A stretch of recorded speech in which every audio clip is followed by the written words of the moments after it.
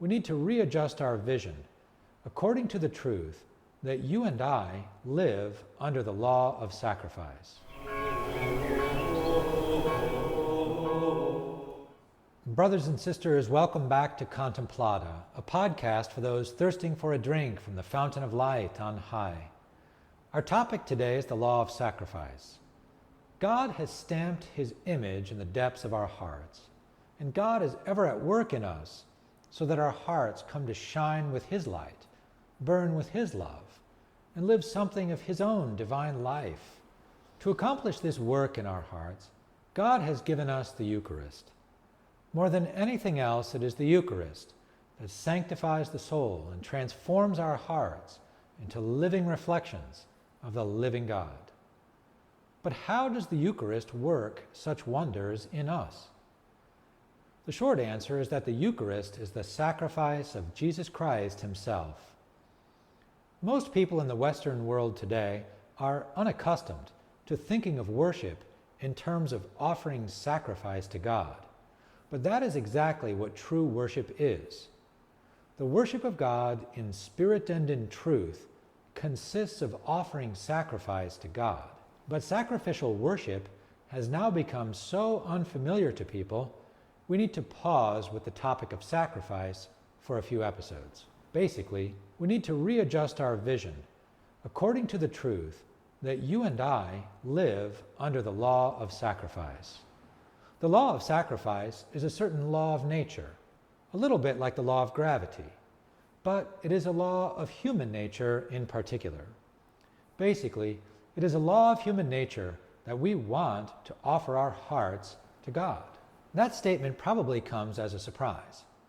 Agnosticism and atheism have now spread widely enough in our society that we might think atheism and agnosticism are the default position of the human heart. But they are not. When we look at the big picture of human society down through history, we see that almost all people, in almost all places, are religious in one way or another. It is rather the contemporary lack of any religious attitude that is the aberration. It's odd and unusual. Deep down, we human beings naturally know, if only vaguely, that God is real, and we naturally desire to give our hearts to God. The original sin of the first human beings has, in some ways, distorted our knowledge of the divine and diverted our desire to give our hearts to God. And our personal sins have obscured things still more. But sin has not simply destroyed our human nature. We naturally know God is real, and it is a law of our human nature to thank God for all the blessings He has given us. Every breath we take and every beat of our hearts is His gift to us from one moment to the next. And the only appropriate response is gratitude to God. But there is more to say. Not only do we want to give our hearts to God, we also want to give God a sign or expression of the gift of our hearts to Him. When human beings love each other, they show their love for one another in various words and gestures. They say, "I love you." They give gifts and cards and rings to each other. So too it is between human beings and God.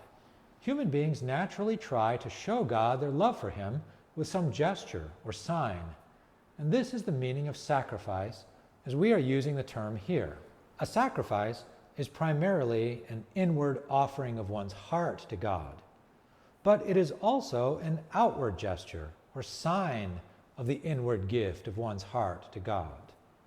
The inward gift of one's heart to God is sometimes called a spiritual sacrifice. The outward sign or gesture, which expresses the inward spiritual sacrifice, is sometimes called the outward act of sacrifice. And in every outward act of sacrifice, there is also a thing offered. Let's take an example. In the Old Testament, the priests offered spiritual sacrifice to God by offering their hearts to God. But to make the gift of their hearts real, so to speak, they also performed outward acts of sacrifice in various gestures. They made cereal offerings or slaughtered bullocks or lambs, and so on. In every case, they offered a thing to God. For example, a Passover lamb. When the priests of the Old Testament did all these things, they were carrying out a very human activity. Why say so? Down through the centuries, in many lands throughout the world, human beings have offered sacrifice of various kinds. It is a common human phenomenon. The many systems of pagan sacrifice, for example, testify that human beings have a common and deep instinct for sacrifice. Pagan sacrifices, of course, are based on ignorance and confusion about God. They are offerings misdirected to false gods. But the phenomenon of pagan sacrifice shows nonetheless that we human beings have written into our hearts a desire to give God a gesture of love and thanksgiving, to offer sacrifice to God. It is just the law of sacrifice.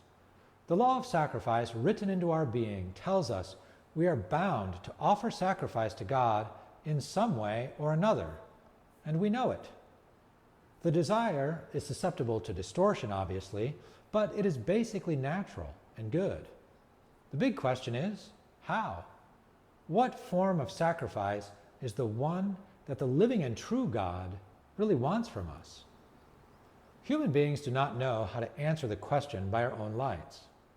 Reason can teach us such things as mathematical truths and basic moral truths, but reason cannot teach us what outward form of sacrifice really pleases God. Rather, God alone can tell us. It was for this purpose, in order to teach human beings how to worship Him aright, that God called the patriarchs of old, established the covenants, and laid down the law of Moses with all of the many sacrificial rites. It was all a course of divine instruction in right worship. The lessons were gradual and unfolded over centuries. God taught the people of Israel not only to offer Him sacrifice, but specifically how to do so. His course of instruction served to heal, to some extent, our natural, wholesome, and good desire to offer sacrifice to God. And it began to liberate that desire from the misdirected sacrifices of paganism. Most importantly, though, the sacrifices of the Old Testament were a prefiguration and preparation for a better sacrifice yet to come. They foretold the one form of sacrifice that would in the end truly please God. The last lesson of God's course of instruction and its ultimate fulfillment came in the person of Jesus Christ. The Lord Jesus revealed that the one form of sacrifice that would truly please God was not any of those we come up with by our own lights, as the pagans try to do in their sacrifices, nor is it any of the sacrifices laid down in the law of Moses, but the sacrifice that He Himself, Jesus Christ, would offer. Jesus Christ is the eternal high priest, and the one sacrifice that truly pleases God is Jesus Christ's gift of Himself to the Father in the Spirit on Calvary. The Eucharist we celebrate in our churches is a sacrifice indeed, but not a new or additional sacrifice to that of Jesus Christ. The Eucharist is rather the same sacrifice as Jesus Christ, the one true sacrifice that saves the world. How it can be so is a mystery indeed, and we will ponder that mystery in the next couple of episodes. In the meantime, let us keep the eyes of our hearts fixed on Jesus. Thank you for listening to this episode of Contemplata. Be sure to like and subscribe wherever you listen to podcasts.